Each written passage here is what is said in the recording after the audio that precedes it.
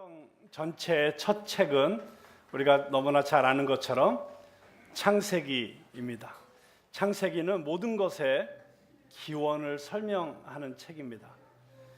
그리고 그 창세기는 네 부분으로 나뉘어져 있습니다.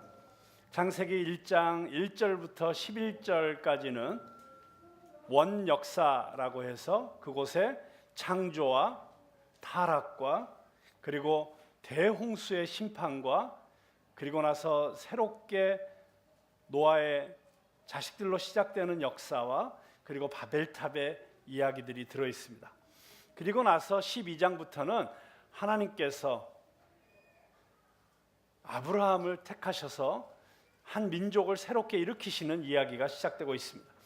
그래서 12장 1절부터 25장 18절까지는 아브라함의 이야기, 그리고 25장 19절부터 36장 29절까지는 야곱의 이야기, 그리고 36장부터 50장까지는 누구의 이야기일까요?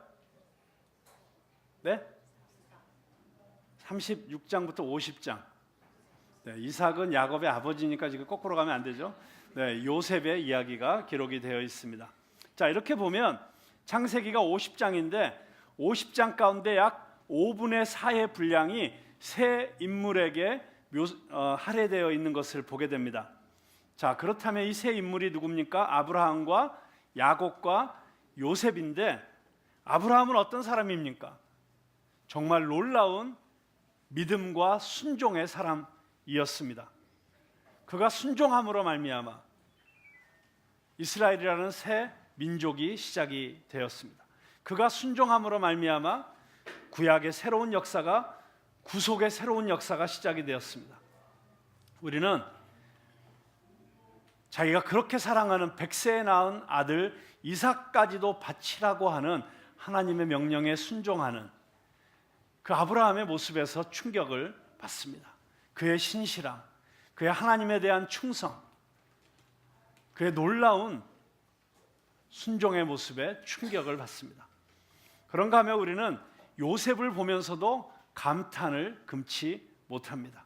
그는 비범한 은사의 사람이었습니다. 어떤 은사였습니까? 어떤 상황 가운데서도 역전의 명수였습니다. 아무리 공경에 빠져도, 어떤 어려움에 빠져도 그는 그 상황 가운데서 다시 일어나고 그 상황을 반전시키는 그런 놀라운 은사의 사람이었습니다. 마치 그가 손으로 만지는 것은 모두 다 금으로 변하는 것 같은 그런 사람이었습니다. 우리가 이런 아브라함과 같은 믿음, 그리고 이 요셉과 같은 은사, 우리가 이런 것들을 가질 수 있을까요? 아브라함은 한마디로 표현하자면 Man of Grace, 은혜의 사람이었습니다. 요셉은 Man of Gift, 은사의 사람이었습니다. 그런데 어떤 의미에선 정말 실제한다고 보기에는 너무나도 위대한 그런 삶의 모습을 보여주는 사람이에요. 그리고 우리가 정말 그 사람들을 쫓아가려고 생각할 때 너무 대단해서 감히 흉내내기조차 어려운 그런 사람들이라고 할 수 있습니다. 어느 정도 거리감이 느껴지는 것이죠. 그런데 이 두 사람, 아브라함과 요셉 사이에서 우리는 우리 자신의 이미지로 만들어진 한 사람, 야곱을 만나게 됩니다. 자, 야곱이 누구일까요? 역사적인 인물로서 야곱에 대한 기록은 성경 이외에는 거의 알려져 있지 않습니다. 그의 이름은 아마도 야쿱엘, 하나님께서 보호하신다라는 이런 이름의 약자가 아니었을까, 그렇게 생각하는 학자들도 있습니다. 고대 중동에서 발견된 이런 진흙판으로 된 문서들 가운데 야곱이라는 이름이 몇 차례 등장하기도 합니다. 그런데 이 성경 이야기 안에서 야곱은 이삭과 리브가 사이에 쌍둥이 중에 둘째 아들로 태어납니다. 그리고 12아들의 아버지가 됩니다. 나중에 이 12아들은 이스라엘의 12지파가 됩니다.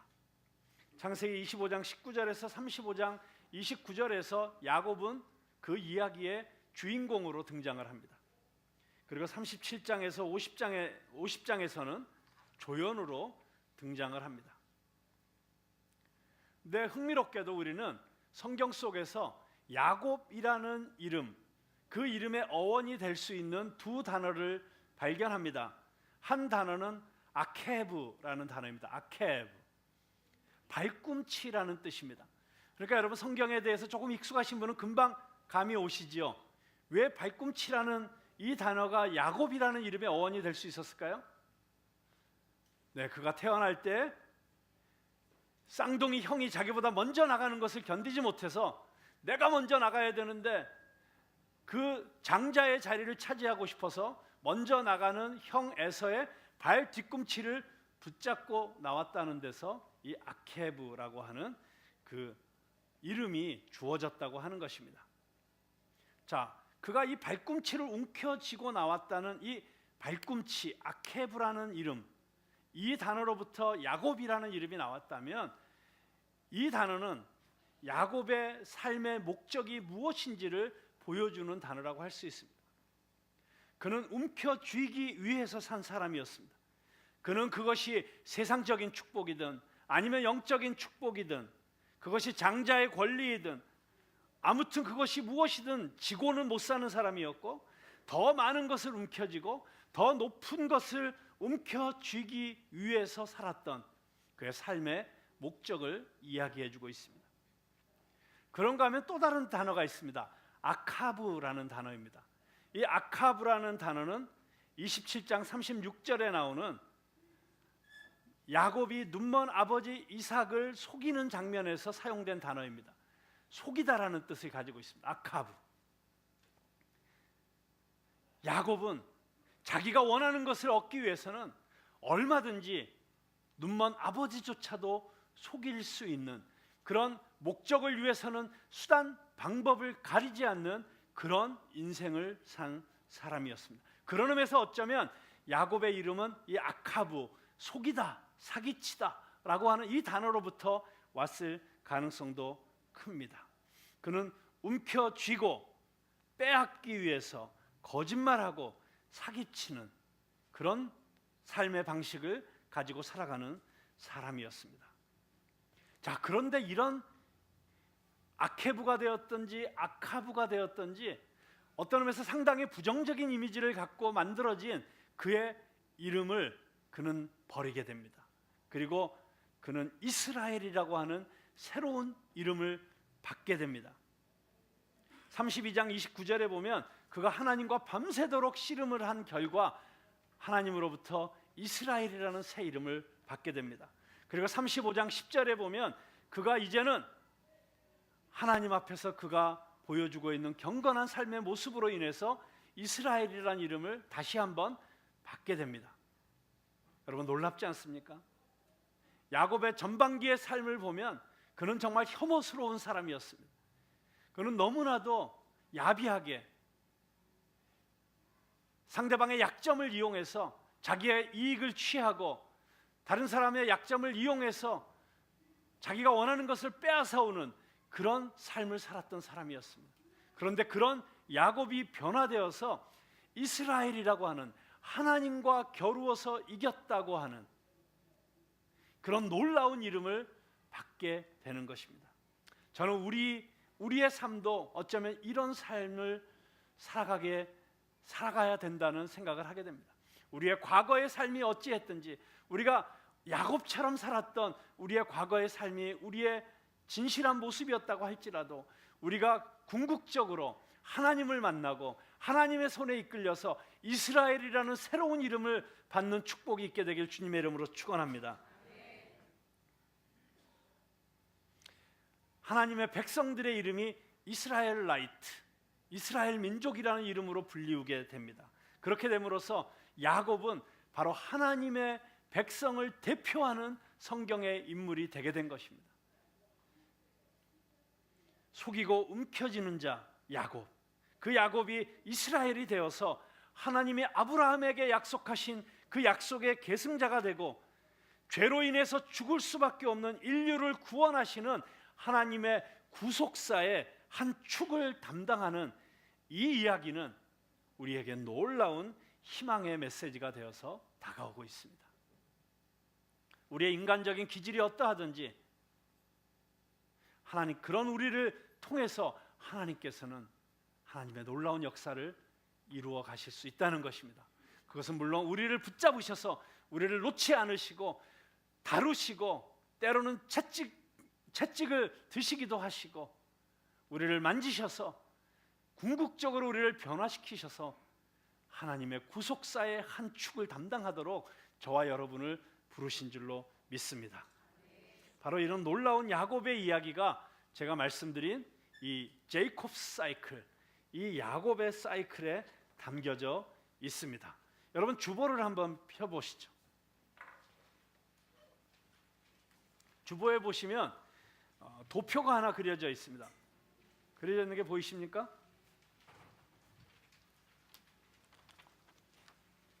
야곱 사이클의 구조 이렇게 되어 있습니다. 자, 여기 보면 아주 놀라운 사실을 발견하게 됩니다. 이 야곱의 사이클 안에 이 구조를 보면서 이제 이 야곱의 사이클에 대한 이야기를 조금 여러분들에게 나누려고 합니다. 여러분이 야곱이 태어나서부터 마무리를 짓는 그 시간까지 이 한 사이클 안에서 우리 기독교인들뿐만이 아니라 서구 문화와 서구의 문학과 철학과 예술에 무한한 영감을 제공한 아주 유명한 이야기들이 들어 있습니다. 어머니의 태중에서부터 쌍둥이들이 싸운 이야기, 팥죽 한 그릇에 장자권을 사고 파는 거래, 눈먼 아버지 이삭을 속이는 이야기, 도망쳐 나온 야곱이 베델에서 하늘에 닿는 사다리의 환상을 본 이야기, 그리고 그 유명한 야곱과 라헬의 러브스토리, 뒤따라 나오는 라헬 대신 레아와 첫날 밤을 치룬 기가 막히게 속아 넘어간 이 사기꾼의 이야기, 큰 부자가 되고 큰 가족을 이루어 고향으로 돌아오게 되지만 형 에서의 복수 때문에 두려워하다가 야복 강가에서 밤을 새워 하나님과 씨름하는 이야기, 그리고 마침내 다시 만난 형 에서와 감동적인 화해를 하는 이야기, 그 외에 여러 에피소드들이 따라붙어서 정말 이 야곱 사이클은 우리에게 어쩌면 가장 익숙한 이 모래시계와 같은 그런 대하 드라마를 우리에게 보여주고 있습니다.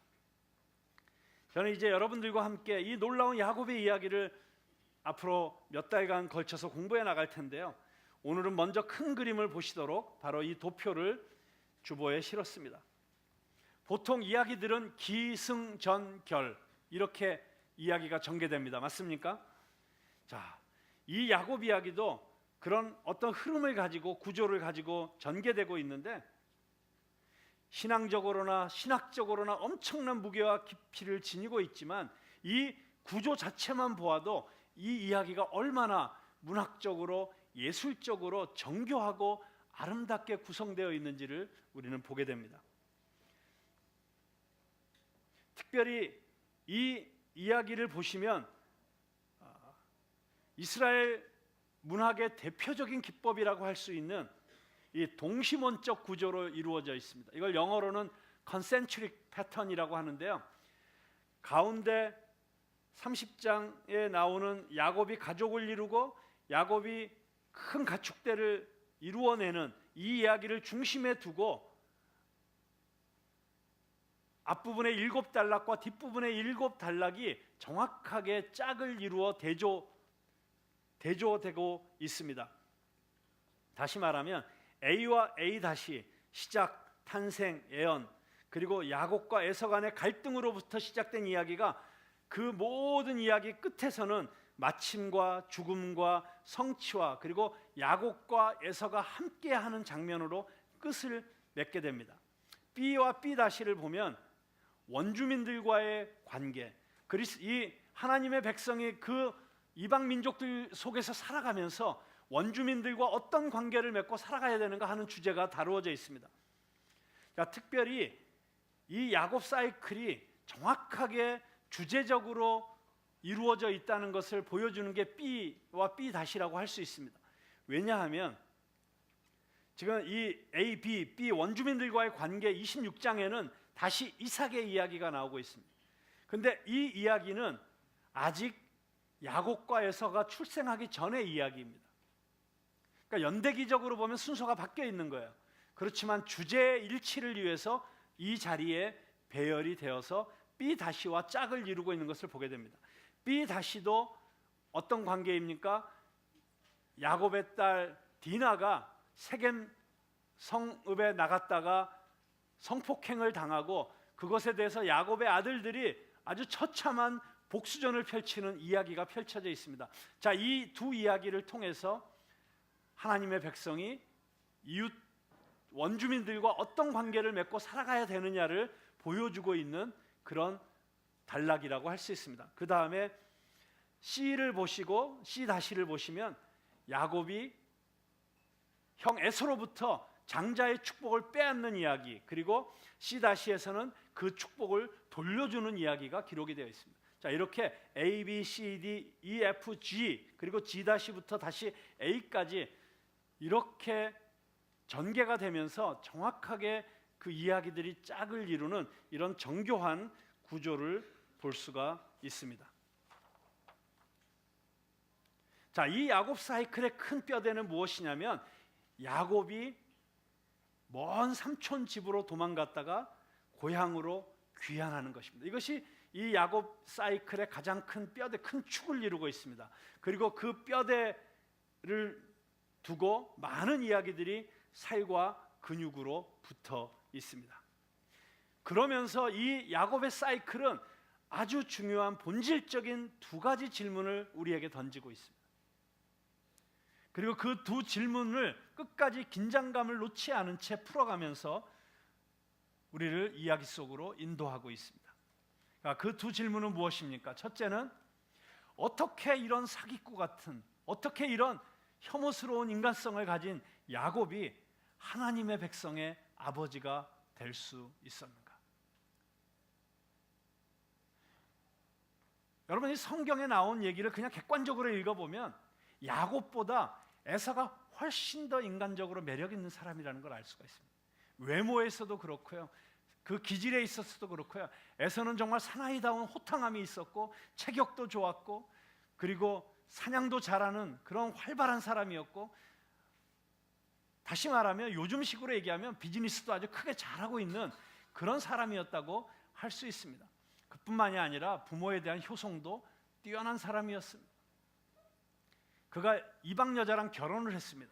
그런데 이방 여자랑 결혼한 것이 자기 부모에게 근심거리가 된 것을 알고는 그 부모의 근심을 무마하기 위해서, 좀 완화시켜주기 위해서 다시 자기 집안의 여자 하나를 데려다 또 결혼을 합니다. 이렇게 부모에 대한 특별한 마음이 있는 사람, 그리고 무엇보다도 내가 이 자식 죽여버려야지 하고 이를 갈았지만 어떻게 아버지를 속이고 내 장자의 축복을 그렇게 훔쳐서 도망갈 수가 있어? 너 돌아오기만 해라. 아버지가 죽고 나면 내가 반드시 너를 죽일 거다. 그렇게 복수의 칼을 갈았던 사람이 동생 야곱이 쩔뚝거리면서 그렇게 자기에게 나오는 모습을 보고 그 복수심, 그 원한 한순간에 다 내려놓고 달려가서 그 동생을 끌어안고 엉엉 울 줄 아는 이런 사람이었어요. 그러니까 인간적으로 볼 때는 에서가 야곱보다 훨씬 더 매력 있는 사람이었습니다. 훨씬 더 인간성이 괜찮은 사람이었어요. 그런데 어떻게 쪼잔하고 야비하고 거짓말쟁이고 이랬던 야곱이 하나님의 백성의 아버지가 될 수 있었을까? 이 질문을 가지고 이 이야기를 계속 우리가 따라가야 되는 것입니다. 자, 두 번째로 하나님께서 주신 약속이 있었지만 그 약속의 때가 이루어지기를 기다리지 못하고 자기 수단과 방법을 가지고 그 때를 앞당겨 보려고 장난질을 치다가 야곱은 결국 형 에서의 복수가 두려워서 집을 떠나야 됩니다. 자, 하나님께서 약속하신 축복의 핵심은 무엇이냐면 가나안 땅이었습니다. 이 땅을 주겠다는 것이었습니다. 그런데 그 땅으로부터 떠나게 되는 야곱이 어떻게 이 땅을 유업으로 받을 수 있게 될 것인가? 다시 말하면 어떻게 아브라함으로부터 이어져 내려온 아브라함 이삭으로부터 이어져 내려온 이 약속의 이 계승자가 될 수 있을 것인가? 라고 하는 궁금증을 가지고 우리는 이 이야기를 계속 풀어가야 하는 것입니다. 그러면서 이 두 질문을 풀어가면서 보다 더 근본적인 질문 하나를 우리는 관심을 가지고 지켜보아야 합니다. 도대체 하나님의 백성, 이스라엘의 삶, 그리고 이스라엘의 성격은 도대체 무엇인가? 이스라엘 백성이 되었다고 하는 것, 하나님의 백성이 되었다고 하는 것은 무슨 의미이고, 그렇게 하나님의 백성이 된 존재들은 어떤 삶을 살아야 되는가, 그리고 어떤 인격을 가져야 되는가 하는 이 본질적인 질문을 함께 관심을 가지고 풀어가야 하는 것입니다. 저는 우리가 함께 이 야곱의 이야기를 공부하면서 그리스도인으로서 우리의 삶, 그리고 우리의 인격이 어떤 모습이 되어야 되는지 발견할 수 있게 되기를 간절히 소망합니다. 자, 이제 이 큰 그림을 보시면서 여러분 가능하시면 이 야곱의 이야기를 공부하는 이 초반부에 처음부터 끝까지 이 야곱 이야기를 쭉 읽어보실 수 있기를 바랍니다. 그리고 읽어보신 다음에 다시 이 야곱 사이클의 구조를 보시고 이 이야기 전체가 어떤 구도 속에서 전개되고 있구나 하는 것을 염두에 두실 수 있기를 바랍니다. 자, 그렇게 염두에 두신 상태에서 우리 함께 이제 이 본문으로 들어가 보도록 하겠습니다.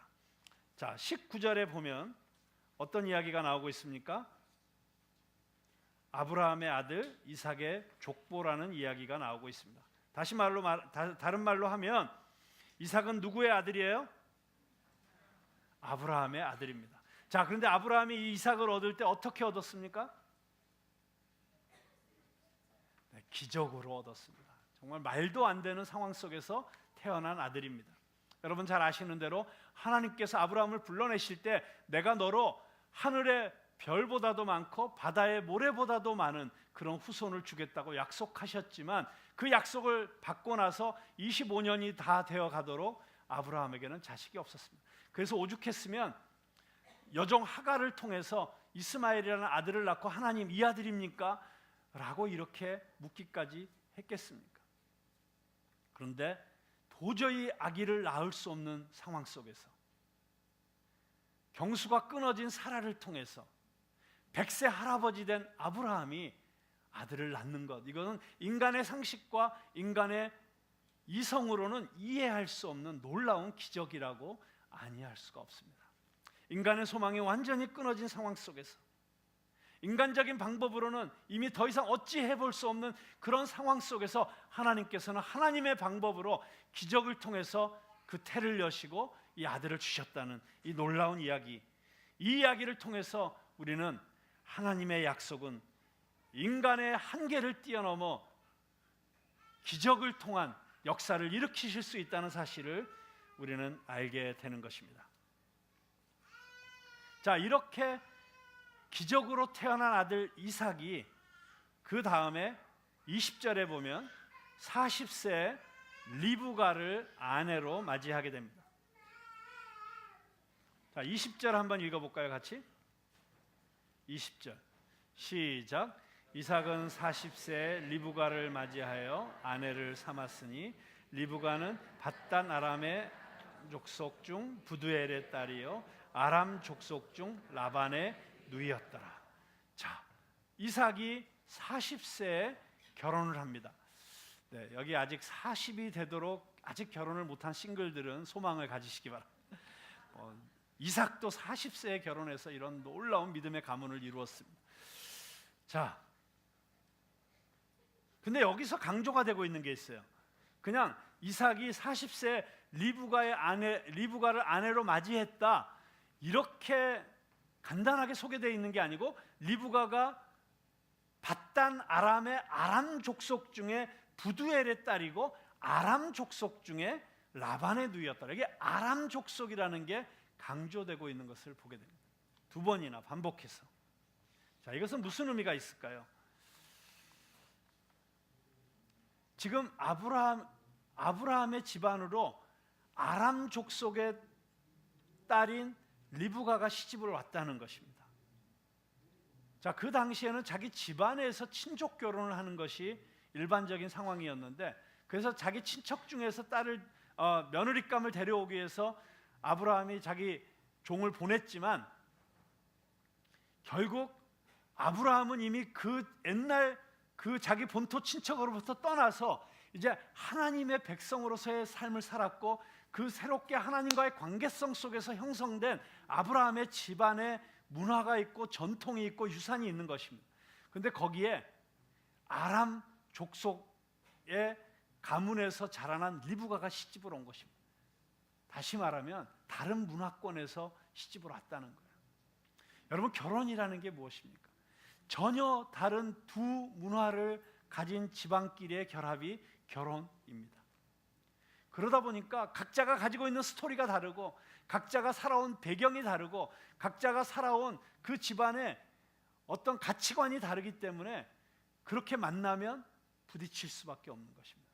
결국 이삭과 리브가도 하나님의 뜻 가운데, 하나님의 축복 가운데 만나서 결혼을 하긴 했지만, 그들이 살아온 배경이 다르고 그들이 살아온 환경이 너무나도 달랐기 때문에 그들은 함께 살아가는 과정 가운데 여러 가지 심각한 갈등을 경험할 수밖에 없었다는 것입니다. 자, 그래서 이 이삭과 리브가가 만들어가는 가정의 모습을 성경이 쭉 우리에게 보여주고 있는데, 완전 콩가루 집안입니다. 정말 이 집안의 이야기를 가지고 이 무슨 드라마라 그래요? 소프 오페라라 그러죠. 영어로는 막장 드라마. 예. 완전 막장 드라마를 써도 이런 막장 드라마가 없을 정도로 이 가정 안에 심각한 갈등들이 일어나는 것을 보게 됩니다.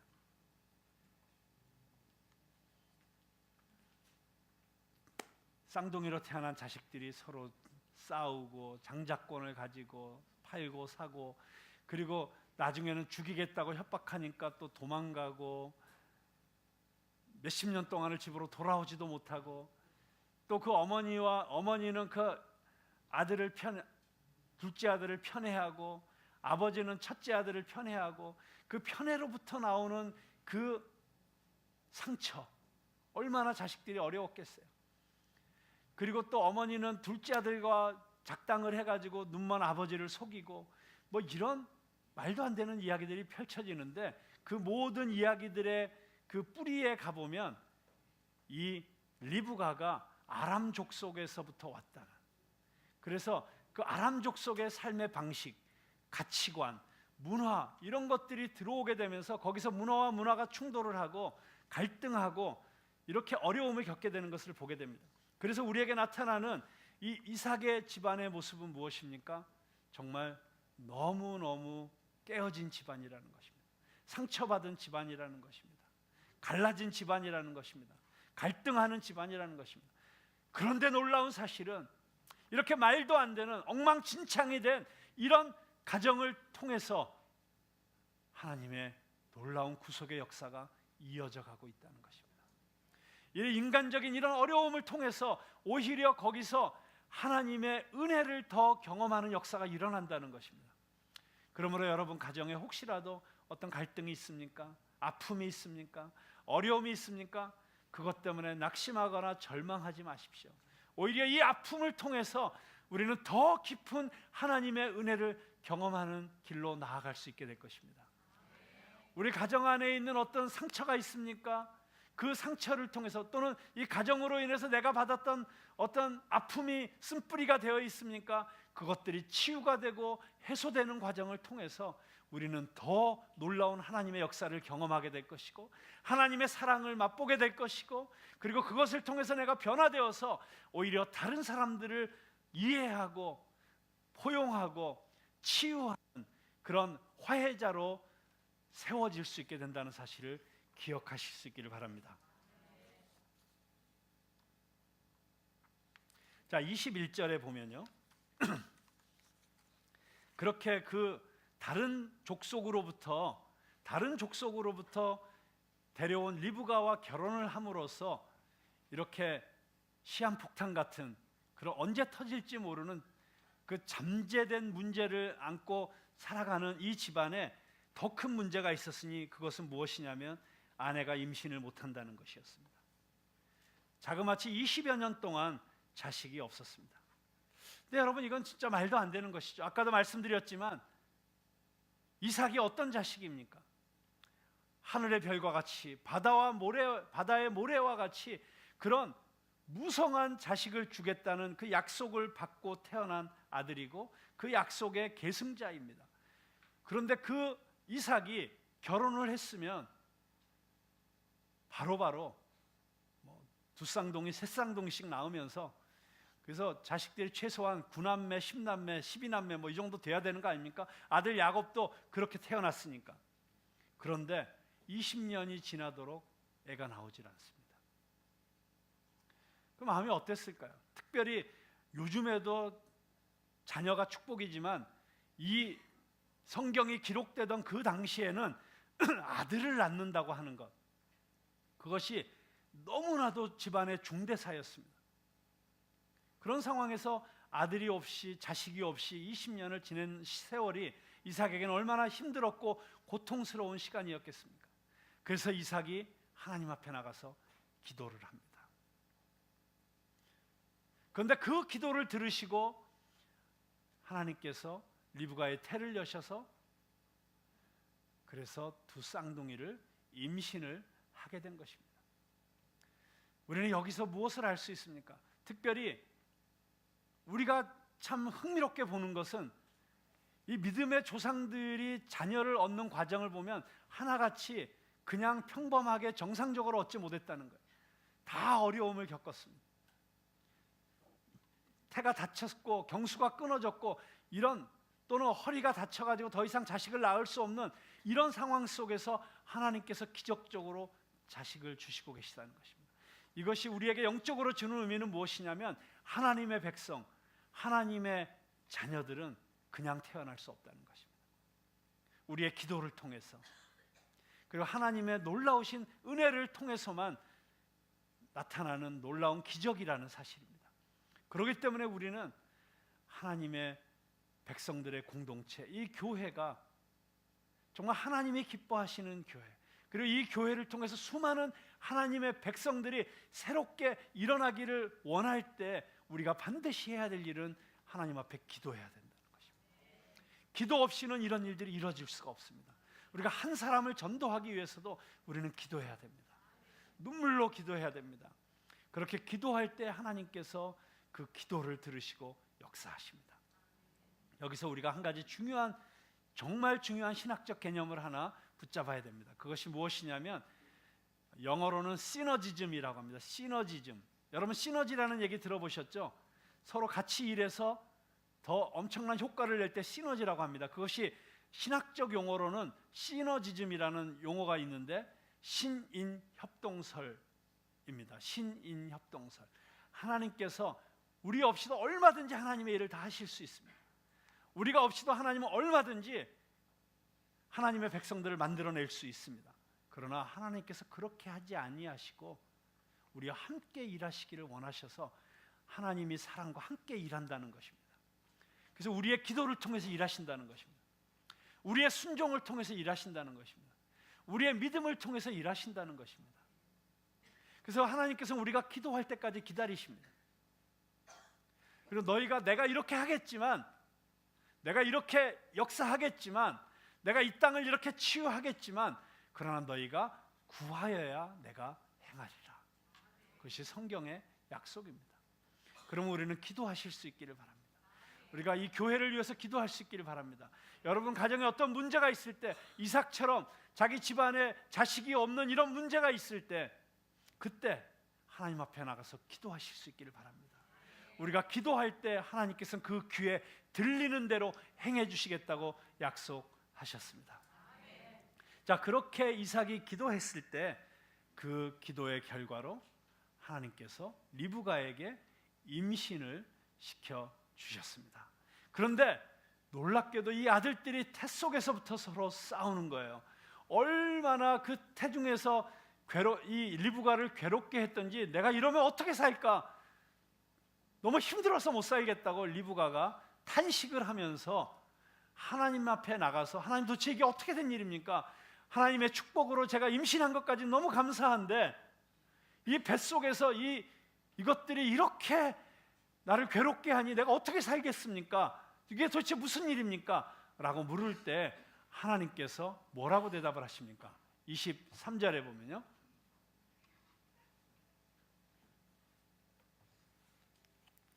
한번 같이 읽어볼까요? 23절.